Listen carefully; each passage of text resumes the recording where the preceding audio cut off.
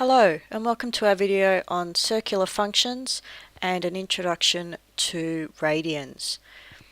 Now in the past you've probably been perfectly happy measuring angles using degrees, but what I'm about to show you is how you can use radians to measure the same angles. So it's just a different unit of measurement for angles, and once you get the hang of radians, you'll find that with the advanced maths that we're doing, it's actually a more helpful unit to use rather than degrees, and we start to move away from not using degrees so much. To look at the definition of a radian, we need to go back to our unit circle. And remember, we had a radius of 1. So this is a 1 all the way around here. This would be -1 and -1. And the definition here of radian is the angle which an arc of length 1 unit subtends at the center. And what that means is when you've got, we know this is 1 unit, the radius of the circle. If we take this length and we kind of bend it out a little bit,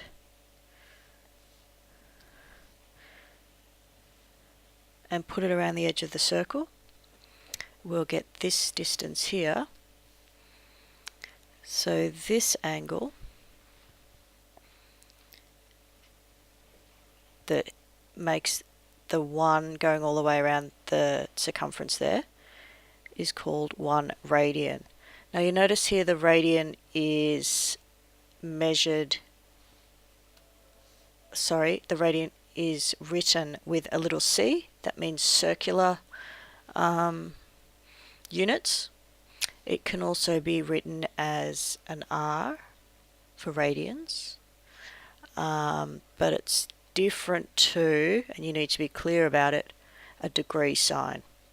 So you need to make sure if you're writing in radians, put an R. If you're writing in degrees, put a degree symbol.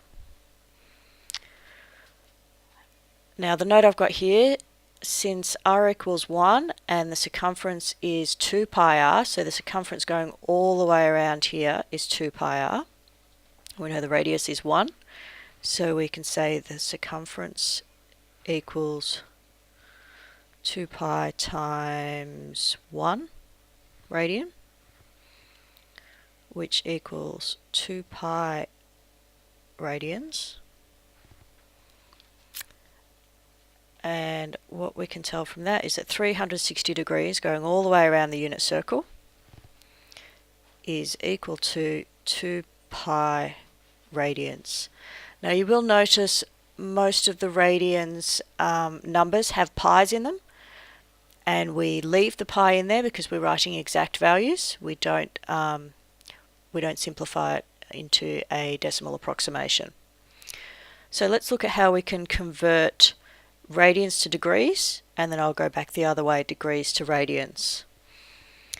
So the first thing, if we've got 360 degrees equals 2 pi radians, we can halve that to find 180 degrees is just 1 pi, or pi radians. So if I use that identity here, pi radians equals 180 degrees.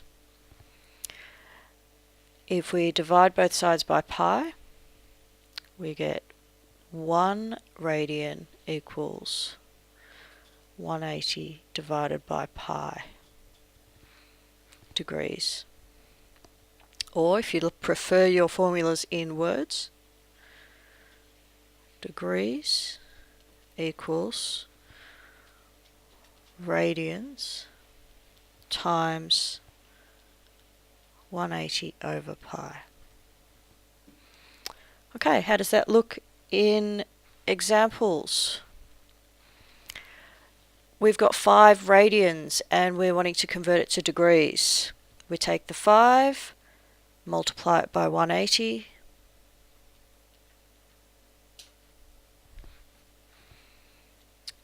equals 900 over pi.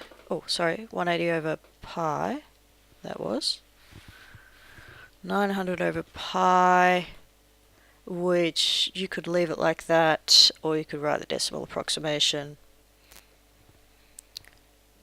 286.5 degrees. 3 pi over 4 radians, all of these are radians, converted into degrees is the same as 3 pi over 4 times 180 over pi. And when you have a pi in the question, you get 2 pi's that cancel out. And we're left with 540 over 4, which is 135 degrees.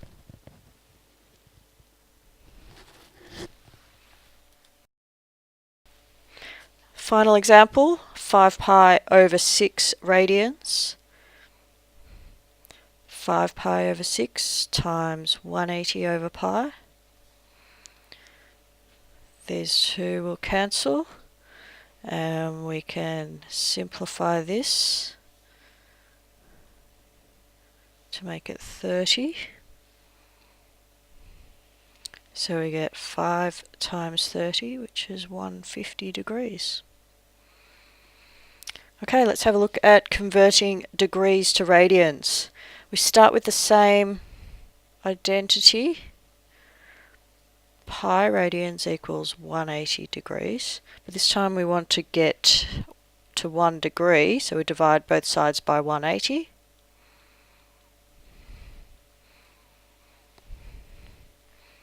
Or in words, radians equals degrees times pi over 180. Just make this 180 look like a 0. Still doesn't look like a 0. Perfect. Here's some examples. Converting degrees to radians. So these need to all have degrees in them. 30 degrees is going to be 30 times pi over 180.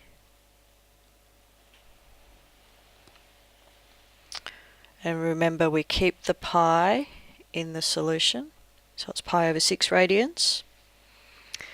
57 degrees, 26 minutes. Remember the 60 minutes in a degree, so we've got 57 and 26 out of 60 times pi over 180, which is 3446 over 60. That's converting this into a improper fraction,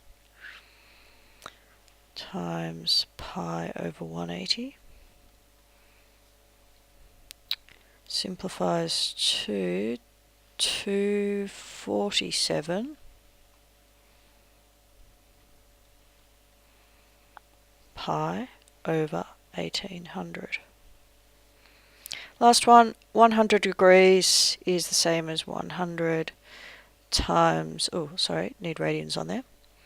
100 times pi over 180, which equals 5 pi over 9 radians. Now you'll notice all the radians, or most of the radians angles, have pi in them. So you can usually, if it doesn't have a symbol next to it, if this one was just written as pi over 6 as an angle, you can assume that it would be in radians. If it's a number, like 135, you could assume it would be in degrees.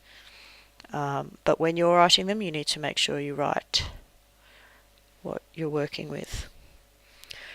Okay, next I want to have a look at how we can use the calculator for all these different things. The first what I'm going to try and put in the calculator is sine of 0.6.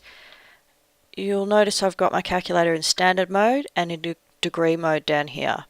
Pull up the keyboard and we click sine of 0.6, press EXE,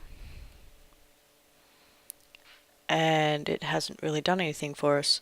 If I put this into decimal mode, I'll get my decimal there.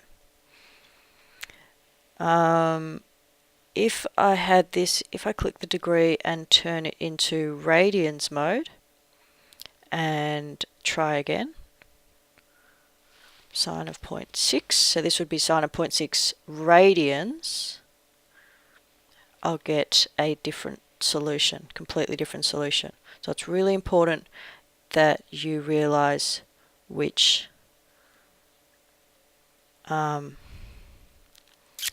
one you're using, which units you're using. So now that I'm in radian mode, if I wanted to have 0.6 degrees, I could type in 0.6 and use the degree symbol here, and that would override just for this problem. Press EXE and I'll get the degrees, which was the first one we did. Same with radians. Here's your radians symbol, and that will override, if you're in degree mode, it will override it into radians mode, just for that one symbol.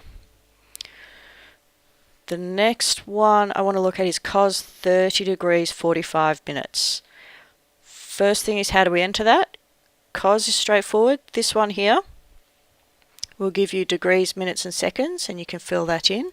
30, 45, and in this example here, there's 0 seconds. Check we are in degree mode, and we are. Press EXE and there's your solution. If you wanted to convert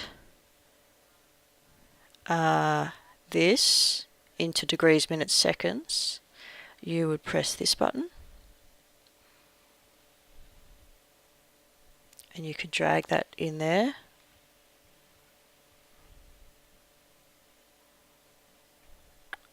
And it will convert this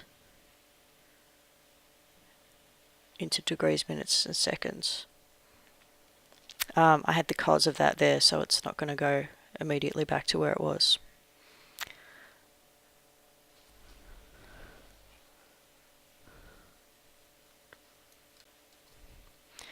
Really important that you make sure you are in the right mode so that you get the correct solution, otherwise you'll be completely in the wrong area when you're using your calculator.